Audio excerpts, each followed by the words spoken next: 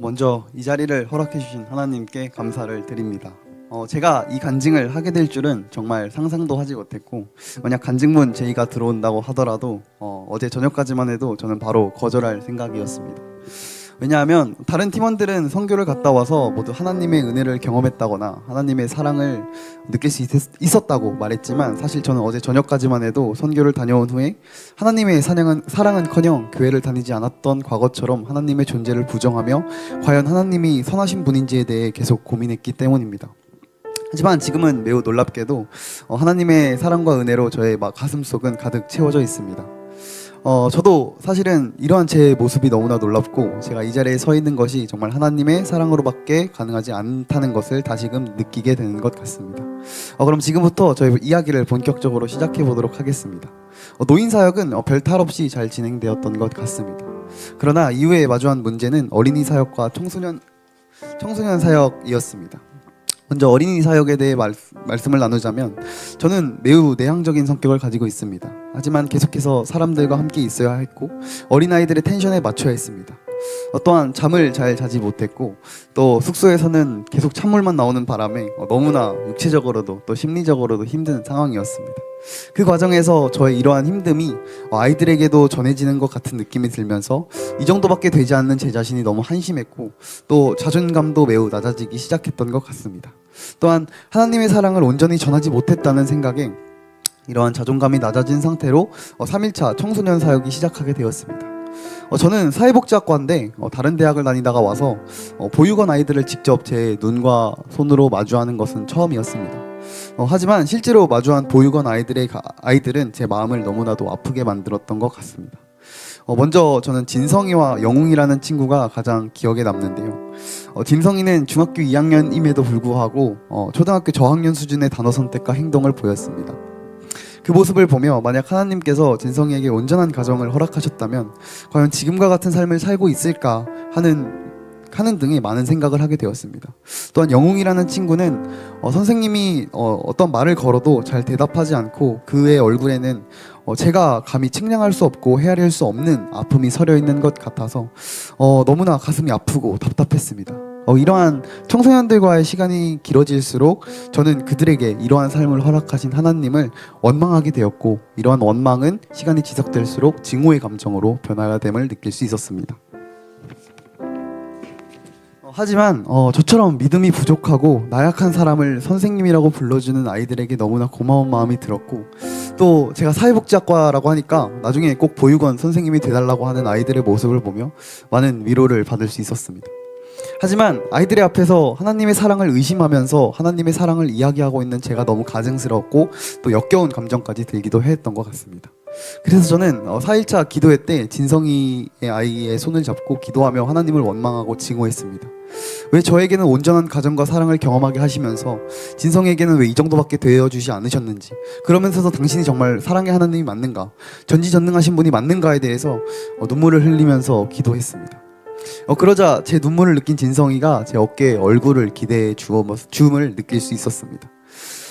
그 얼굴이 닿는 것이 느껴지자 저는 사실 더 하나님을 원망할 수밖에 없었습니다. 보십시오. 이 아이들도 그저 사랑을 갈구하고 있는 어린 아이일 뿐인데 왜 아이들의 삶을 이토록 비참하게 만드는지, 그리고 그렇게 해서 계속해서 원망과 증오로 쌓여있던 선교는 저에게 마무리가 되었습니다. 정말 사랑과 은혜로 가득 채워질 것이라고 기대했는데 정말 원치 않은 감정만 쌓인 채로 선교가 마무리되었고, 집에 도착하자마자 엄마한테 전화를 걸었던 것 같습니다. 엄마는 너무나 반갑고 사랑이 가득한 목소리로 저를 반겨주셨고, 그런 엄마와의 통화를 마치고 나니 오히려 더 하나님을 향한 원망이 더 커지고 있음을 느낄 수 있었습니다. 그리고 이런 생각이 들었습니다. 보육원 아이들이 만약 온전한 가정에서 그들의 부모로부터 받을 사랑이 과연 하나님이라는 존재로부터 받을 사랑보다 큰가에 대해서 고민을 했고, 그에 대한 저의 대답은 절대 아니다라는 답에 혼자 이르게 되었습니다. 무지한 저의 생각으로는 육체의 부모로부터 얻는 사랑이 과연 하나님의 사랑보다 더 클 수 있을까에 대해서 계속해서 고민한 결과의 끝에는 저번 주 주일날 목사님께서 말씀하셨던 교회 선교를 다녀온 후에 교회를 다니지 않는 지체들도 있다라는 말씀이 들었고 저도 그중 하나가 될 수 있다는 생각에 두려움이 나는 감정 혹은 계속해서 방황을 하면서 선교를 다녀온 후에 보냈던 것 같습니다. 그런 와중에 저는 어제 금빛 집회 기도회에 가게 되었습니다. 목사님 말씀을 듣는 와중에도 계속 과연 하나님은 사랑의 하나님이 맞는가에 대한 질문이 제 머릿속에서 지워지지 않았고 하나님을 믿는 게 과연 의미가 있는 일일까에 대해서도 계속 마음속에 가득 차 있었던 때였던 것 같습니다.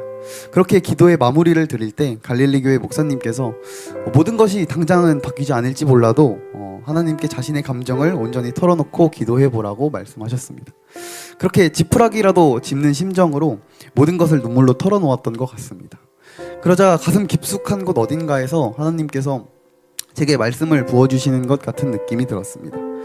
하나님께서 저에게 온전한 부모님 밑에서 부모의 사랑을 경험하게 해주시고 제가 사회복지학과라는 과에 가서 이 진학할 수 있게 해둔 이 모든 것이 사실은 하나님께서 인도해 주신 것이고 또 제가 받은 이 사랑을 예수님이라는 통로를 통해서 사랑을 이웃에게 전하며 살아가라는 하나님의 말씀처럼 느껴졌습니다.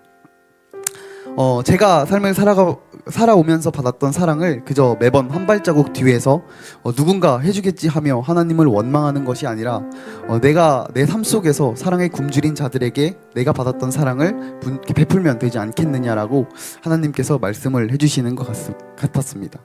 그 순간 땅의 일조차 다 이해하지 못하는 제가 너무나 교만하고 어리석은 생각으로 하늘의 일을 이해하려 했다는 사실이 깨닫게 되었습니다. 그러한 사실을 깨닫자 제가 할 수 있는 것은 내가 받은 사랑을 온전히 이웃에게 나누고 나의 자리에서 최선을 다하는 것뿐이라는 생각으로 저의 가슴속은 채워지게 되었던 것 같습니다. 그 다음의 일은 온전히 하나님께 맡기고 순종하며 기도하는 것만이 저의 역할임을 깨닫게 되었습니다. 그리고 하나님께서는 선하시며 언제나 어디에서나 일하시고 있다는 사실을 믿어 의심치 않았고 또 인정할 수밖에 없었던 것 같습니다. 그렇게 현재 저는 은혜와 성령이 충만한 제가 이 자리에 설 수 있었다는 생각이 드는 것 같습니다. 갑자기 금빛 집회의 이야기를 꺼내서 죄송하지만 그래도 제가 정말 예상치 못하게 금빛 집회 기도회에서 선교의 은혜를 경험할 수 있었기에 잠시 나누고자 합니다. 금빛 집회의 금빛의 뜻은 소금과 빛이라고 합니다. 선교 중 제 눈에 비춰진 그늘 팀원들의 모습은 정말 작은 예수 그 자체였고 세상의 소금과 빛 그 자체처럼 느껴졌습니다. 세상에는 우리가 이해할 수 없는 고난과 역경이 존재하며 수많은 부조리도 있습니다. 그렇지만 하나님께서는 이런 아픔조차 우리를 사랑하시기 때문에 허락하셨고 또 예수님께서 우리에게 세상의 소금과 빛이 되라고 하셨던 말씀처럼 우리는 서로 사랑하며 하나님 안에서 살아가고자 노력해야 한다는 것을 깨달을 수 있었습니다. 마지막으로 간증을 마치며 그늘 팀원들에게 감사를 표하고 싶습니다. 적어도 제 눈에는 당신들은 소금과 빛 자체였고 또 작은 예수와 같았습니다.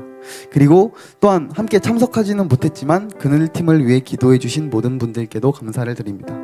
여러분들의 기도가 모여 하나님의 사랑을 많은 이들에게 온전히 전할 수 있었던 것 같습니다. 지금까지 저의 간증을 들어주셔서 감사합니다.